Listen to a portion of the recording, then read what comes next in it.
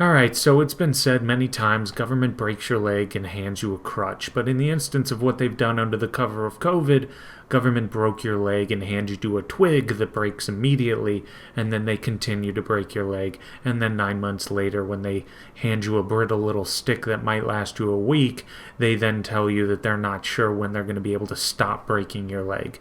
If they stop breaking your leg, after all, you may one day walk out into traffic and die, so this is for your own good. Oh, and meanwhile, while we're breaking your leg, we're taking your money away from you, putting your kids and grandkids into an impossible hole of debt. But we are doing some good for some people.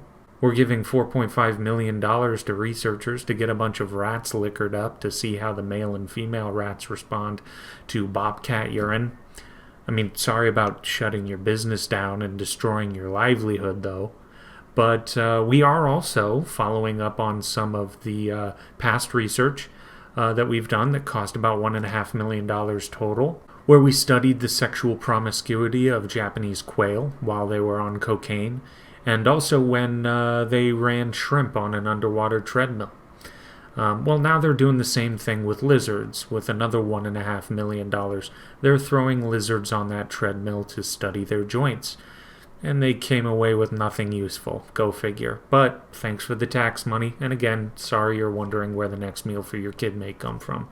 But we're also not giving up on that failed war on drugs we've been waging for over half a century at this point. We spent $8.6 billion on counter-narcotics efforts in Afghanistan. Well, again, as usual, they made no progress.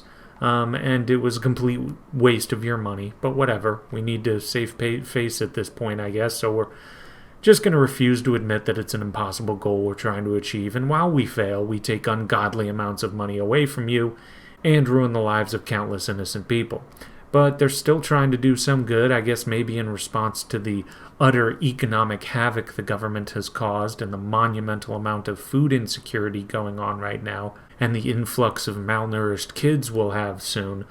Government was ahead of the curve on this one and devoted $1.3 million of your tax dollars to see if you would eat insects. So when it dawns on all these people advocating for more lockdowns that starvation may be more deadly than COVID, we can all breathe easy.